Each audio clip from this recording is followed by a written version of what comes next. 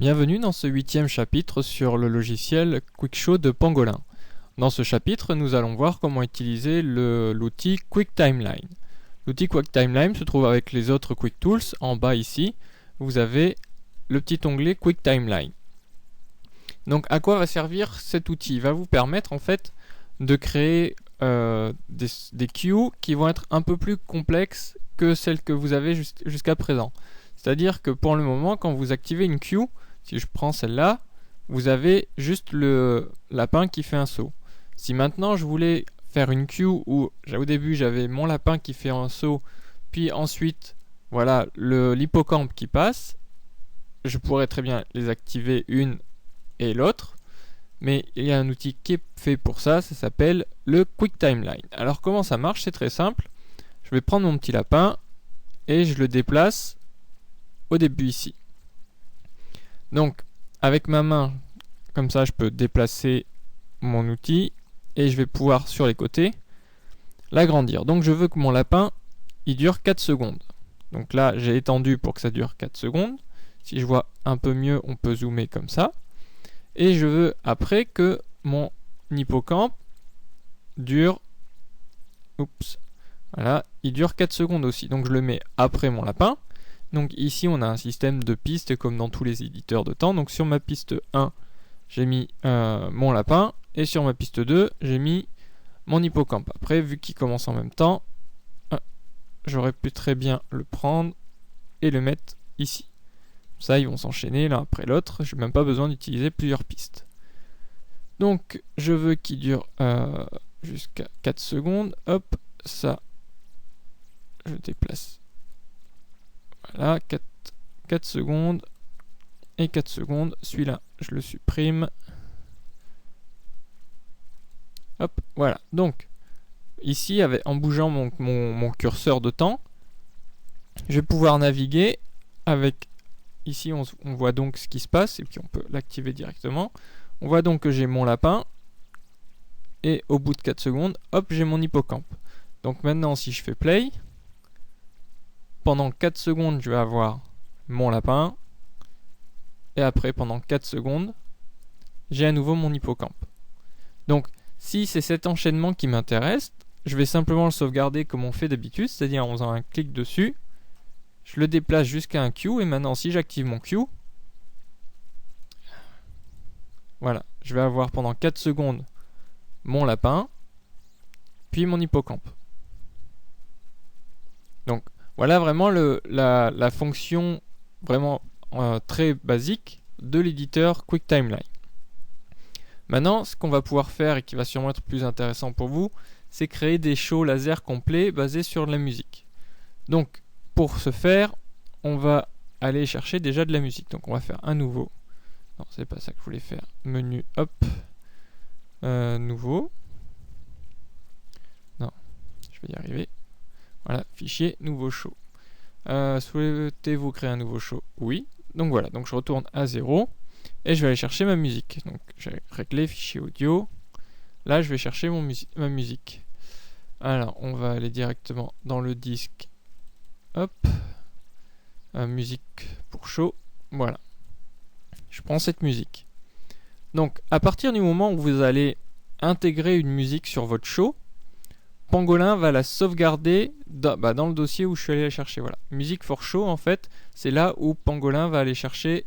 va enregistrer les musiques, il va créer une copie de votre fichier. Donc pour vous faire voir un peu mieux, on va faire comme ça. Hop, audio. Je prends ce morceau-là. Donc là, il le transfère et il crée directement une visualisation du fichier audio pour qu'on ait des repères un peu plus facilement. Si vous trouvez que c'est trop petit, vous pouvez cliquer hop, ici et comme ça vous voyez un peu plus grand. Donc ce que je voulais vous montrer, c'est que maintenant que j'ai choisi ce fichier, là donc si je fais ça, j'ai la musique, donc je sais pas si vous entendez, mais j'ai la musique. Hop, donc j'ai choisi ce fichier pour faire mon show laser, et Pangolin en a fait directement une copie. Donc dans Music for Show, on retrouve mon morceau que je viens de choisir. Comme ça, même si vous supprimez votre fichier d'origine, votre fichier audio d'origine, eh bien votre show fonctionnera toujours. Donc pour les fichiers audio, vous pouvez utiliser du MP3 ou du WAV. Et on préfère toujours utiliser du WAV où vous allez avoir quand même une meilleure qualité audio et c'est beaucoup mieux. Donc on a choisi notre fichier audio. On va zoomer un peu. Hop, voilà, 1 seconde, 2 secondes. Donc au début, donc on va vouloir faire un show. Hop, on va reprendre quelque chose de simple. On va reprendre l'autruche. Je la mets là. Donc au début, j'ai mon autruche pendant 1 seconde. Après mon autruche, donc là, par exemple, ce que je vais vous montrer, c'est que j'ai pas beaucoup de place. Alors ce qu'on peut faire, c'est agrandir comme ça. Hop, et voilà. Du coup, on y voit un peu mieux. Là, j'ai de la perte. Voilà. Donc j'ai mon autruche et après je veux celui-là. Donc je le mets là. Donc comme je vous ai dit tout à l'heure, on peut agrandir ou rétrécir et aussi les déplacer. Et donc là, je le mets là. Et ce que je vais pouvoir faire, grâce au petit triangle rouge qui est là, c'est créer un effet de fondu à l'apparition ou à la disparition. Donc par exemple sur mon émeu, donc je zoome un peu, hop, je vais prendre la petite tirette qui est là. Voilà. Non, c'était pas celle-là. Où qu'elle est? Non plus. Elle y est là. Ah bah là je l'ai eu. Voilà. Non. Je vais y arriver. Ah voilà. Donc la petite tirette dans le coin va vous permettre de faire un fondu. Donc là du coup à l'entrée. Donc vous allez pouvoir choisir combien de temps vous voulez dure votre fondu. Hop. Donc on va mettre... voilà, comme ça. Un petit fondu. Et on va faire pareil sur la fin. Du coup je fais la même chose sur... Non, c'est pas ça. Ah, voilà. Hop, je fais un fondu de sortie sur la première queue et un fondu d'entrée sur la deuxième. Du coup, quand je passe comme ça, on voit bien que ça passe de l'un à l'autre doucement. Donc si je fais play, bon, c'est un peu rapide parce que j'ai mis des temps tout pourris. Donc on va agrandir ça. Hop, on va agrandir le fondu. On va déplacer ça là. Non, on va déplacer ça là. Et on va agrandir le fondu. Donc maintenant, si on recommence, de là, hop. Voilà, on voit bien qu'il y a un fondu entre l'émeu qui court, hop, et le gecko qui apparaît. Donc, voilà, on va pouvoir comme ça placer toutes les figures et créer des fondus sur ce qu'on veut. Et si on veut, hop, faire comme ça, afficher maintenant, et comme ça je vais pouvoir vous montrer ici en grand. Voilà. Donc voilà déjà comment faire un fondu. Donc là vous voyez, vous avez 4 pistes, donc vous allez pouvoir superposer jusqu'à 4 figures, sauf que si vous faites un clic droit et vous faites ajouter piste, vous en avez une en plus. Donc vous allez pouvoir créer autant de pistes que vous voulez pour ajouter vos figures. Donc là je vous ai montré, j'ai ajouté, j'ai mis sur ma ligne l'émeu. Et on voit ici que j'ai un petit logo qui représente une icône de raccourci en fait. Donc j'en avais parlé dans la vidéo de Quick Capture qui n'est pas encore passée. Donc vous la verrez normalement après. Et donc en fait ce petit raccourci ça veut dire que cette zone là pointe ici. Et donc c'est pour ça que là, hop, je fais un peu de place. Ici on voit cette petite icône aussi qui pointe quelque part. Donc ça veut dire que cette icône là, elle montre que cette queue là, hop, elle va ici. Et dans mon Quick Timeline, hop, cette icône, elle montre que ça, ce n'est pas un queue, mais ça pointe vers un queue. Donc c'est à dire que si je change mon queue ici, c'est-à-dire que si je fais éditer, hop, hop, et là j'écris coucou, ok, hop, hop, voilà, donc là j'ai écrit coucou, et si je fais play ici, eh ben j'ai plus mon émeu qui court, mais j'ai coucou, vu que ici ça pointait directement ici. Maintenant ce que je peux faire pour éviter casser, on va dire, ce lien entre la queue qui est ici et mon show, je vais faire un clic droit sur ma figure et je vais aller convertir en queue locale. Hop.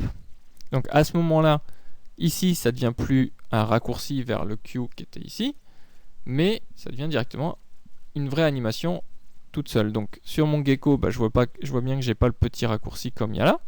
Et pareil ici, je l'ai pas ici. Donc ce qui veut dire que maintenant, si j'édite ici, hop, faire un joli rond comme ça, ok. Donc là, j'ai bien un joli rond sur mon gecko, mais moi, sur mon animation, j'ai toujours le gecko que j'avais au début, vu que je l'ai transféré directement ici. Donc, on va pouvoir utiliser toutes les queues qui sont ici, donc on va pouvoir aller les chercher où on veut. Hop, en atmosphérique aussi, si je veux mettre ça, voilà, je le mets comme ça. Mais on va aussi pouvoir utiliser des figures qu'on va avoir sauvegardées, des fichiers Hilda ou des figures qu'on a fait avant et qui ne sont pas forcément dans la bibliothèque de queue ici. Donc si on fait hop, un double clic, j'ai fait un double clic, et normalement il y a un autre moyen que je ne trouve plus, donc on va faire un double clic ici, voilà. Donc là, vous allez pouvoir ouvrir tout ce qui est supporté, donc tous les fichiers supportés, donc tous les fichiers QuickShow que vous avez créés, les frames Hilda, c'est intéressant, le LightQuick et les studios, enfin, vous en avez plusieurs. Donc si maintenant, je vais sauvegarder une figure, ce que j'en ai pas forcément, voilà, on va prendre celle-là, je vais clic droit, comment on fait déjà? Éditer, non c'est pas ça, non c'était pas ça que je voulais faire, comment on fait? Ah, peut-être comme ça, non, ah bah c'était coller, éditer, importer, créer, bon c'est pas grave, on va créer, hop, créer, hop, voilà, toc, je crée un super abstract, hop, je fais un effet, voilà, c'est magnifique. Et ça, je l'enregistre. Sauvegarder. Donc là, c'est que ça va aller ça. Comment audio 1, 2, 3. Non, je veux pas que ça aille là. Ça va aller. Hop, c'est QuickShow. Et on va le laisser là. Donc là, on va créer un QuickShow abstract. Je l'appelle test parce que c'est un test. Et je l'enregistre. Ok. Et donc maintenant, je vais pouvoir faire un double clic ici. Et là, je retrouve mon test. Je fais ouvrir. Et donc ce que je voulais montrer, c'est que du coup, ici j'ai importé une figure. Donc elle est bien là, ma figure, qui ne se trouve pas du tout là-dedans. Donc là, je me suis servi d'une figure qui était déjà dedans parce que j'avais rien d'autre sous la main. Mais vous pouvez utiliser n'importe quoi à partir du moment où vous avez le fichier quelque part sur votre ordinateur. Donc voilà comment vous allez pouvoir créer votre show en superposant les figures à un moment donné, ou alors en les important ou les mettant à la suite en faisant des fondus enchaînés. Alors pour continuer, je vais vous montrer déjà qu'on va pouvoir, en faisant un clic droit ici, propriété de la piste, vous allez pouvoir assigner à chaque piste une zone de projection. Parce qu'actuellement, si je prends mon queue ici, propriété de l'événement, voilà, mon queue, mon gecko, il est envoyé sur la zone 1. Sauf que je veux que tout ce qui se passe sur la piste 2 soit envoyé sur la zone 2. Donc je vais faire propriété, voilà, et là je vais aller paramètres de piste, domaine, les paramètres d'événement, d'accord, voilà. Donc là il faut cocher envoyer piste vers cette zone, et là je veux la zone 2, ok. Donc maintenant, c'est bien écrit ici, tout ce qui va se passer sur cette piste sera envoyé vers la zone 2. Donc comme ça vous allez pouvoir créer des shows en fait avec plusieurs contrôleurs. Si vous avez plusieurs flashback 3, chaque flashback 3 est assigné à un laser, enfin à une zone, et du coup en choisissant votre zone sur laquelle vous envoyez votre piste, vous allez pouvoir choisir sur quel laser va partir la figure. Donc voilà la base. Donc ce qu'on va pouvoir faire maintenant, c'est on va double cliquer ici et ça ouvre une fenêtre d'événement. Alors, cet événement, donc là, en fait, j'ai pris mon émeu où normalement il y a écrit coucou. Donc, en déplaçant le curseur de temps qui est ici, donc qui va de 0 à 100%, je vais me déplacer de 0 à 100% sur la longueur de mon événement, là, que sur ça. Et ce que je vais pouvoir faire, donc Donc là, il y a écrit coucou, c'est juste coucou qui est écrit pendant ce temps-là. Donc ce que je vais pouvoir faire pendant toute cette période, c'est appliquer des effets à mon Q. Et pour ça, je vais pouvoir choisir la taille, la rotation, la position, la couleur, la brillance, les points visibles et le taux de scan. Donc la taille, je veux qu'il soit plus petit au début. Donc je vais simplement réduire la taille. Donc là on ne le voit pas en fait parce que j'ai mon fade au début. Donc on va annuler. Je vais enlever mon fade du début. Comme ça on le voit. Je double-clique. J'ai à nouveau mes trucs. Et voilà. Donc là on le voit bien. Donc au début je veux qu'il soit tout petit. Donc je prends la taille, je clique et hop, je le fais tout petit. Et donc ça a créé ici un point clé qui est une valeur à ce moment donné. Donc à 0, on voit que la taille est à 28%. Et je veux que à la fin, à 100%, la taille elle soit à fond. Donc c'est toujours pareil, on ne le voit pas. Mais hop, on le met allez, à 168%. Je reviens au début. Voilà, donc là on voit bien qu'il grossit. Maintenant je veux que ça rotate. Au début ça sera droit. Ici, on va le faire tourner un peu. Comme ça. Ici, il va aller dans l'autre sens.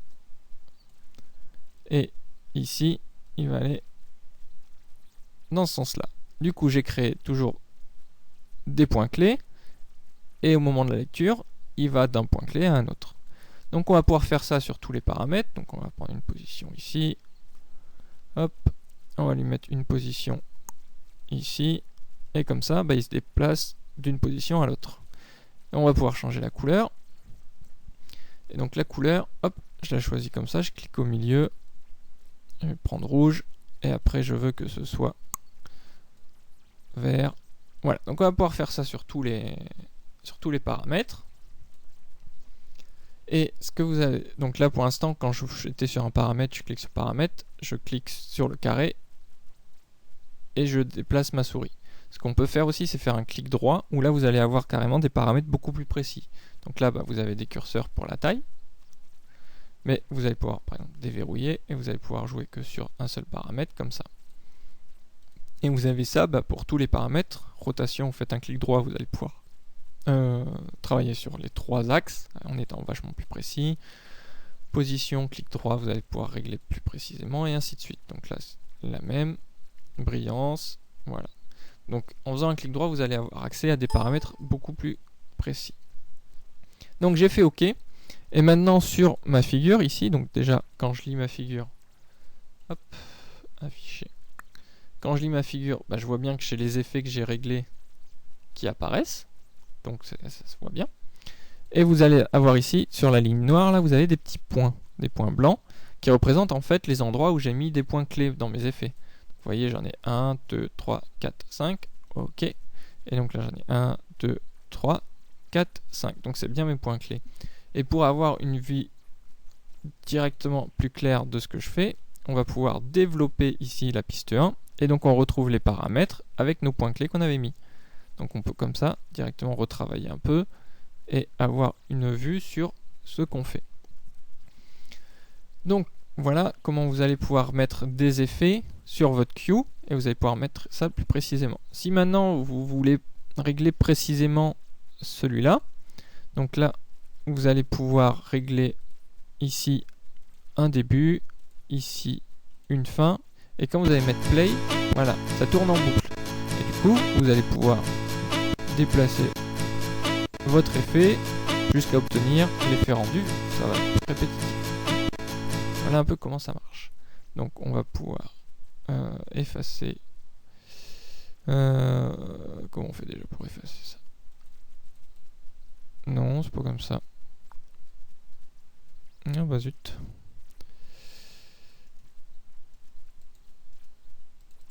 Ah, j'ai l'air bête. Je voulais effacer ça.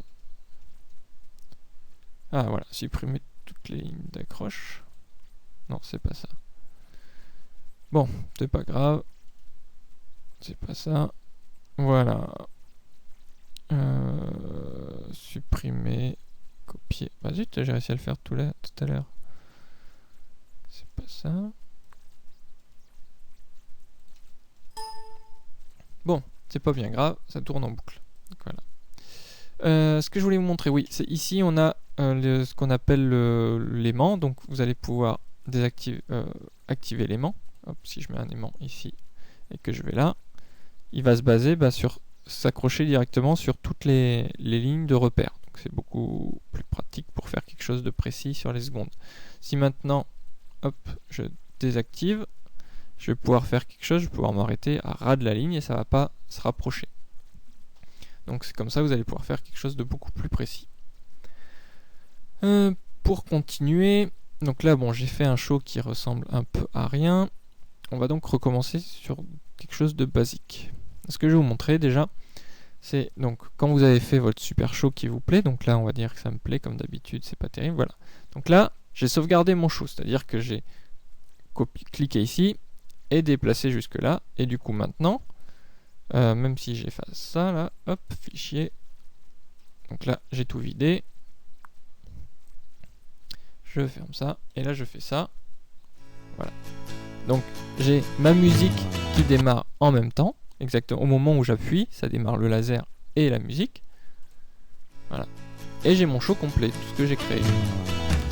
Donc ce qu'on voit ici, c'est que vous avez une petite icône CD qui dit qu'il y a de la musique avec votre show.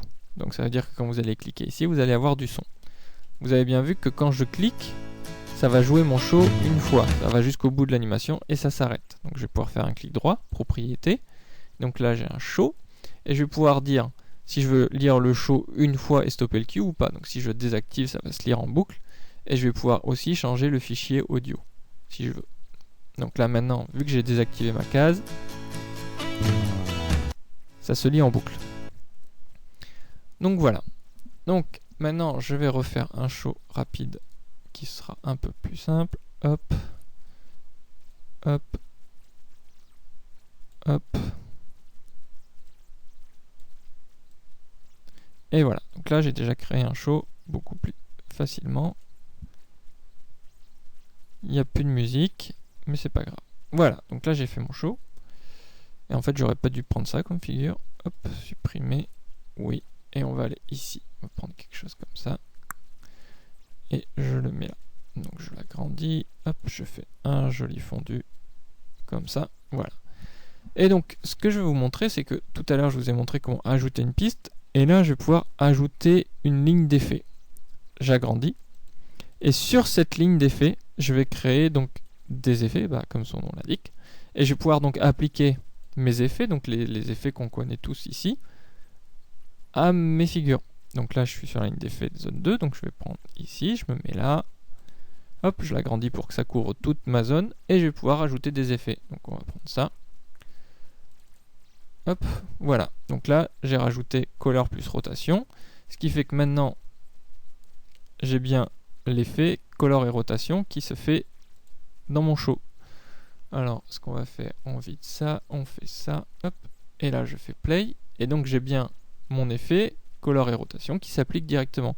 Si maintenant, je supprime la ligne d'effet, oui, je veux, et ben je suis retourné à ma croix toute blanche et toute pas sympa. Donc on fait un clic droit, ajouter une ligne d'effet, hop, on double-clique là où on veut, comme ça. Et donc on peut choisir ici, et non, c'est pas comme ça que je voulais faire, donc on va pouvoir choisir directement les effets qu'on veut faire, comme d'habitude, hein. Hop, avec les réglages. On fait exactement comme d'habitude, sauf que cette fois, notre effet va s'appliquer sur la piste et là où il est duré. Donc si je veux le faire durer plus longtemps, je peux très bien.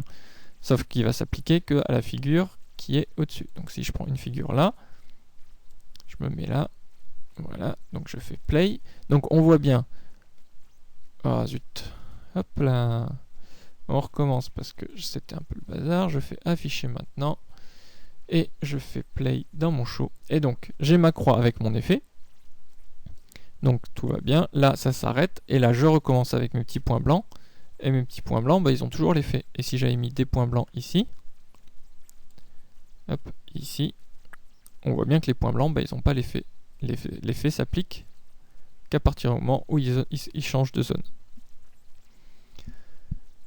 Donc, voilà ce qu'on pouvait faire. Donc, toujours... on peut le sauvegarder en cliquant déposant Et cette fois, il me semble avoir fait le tour de tout ce que je pouvais vous dire sur cet outil QuickTimeline, donc qui va vous permettre de créer des queues plus longues et plus complexes, et surtout créer des shows laser, que ce soit à un laser ou à plusieurs lasers.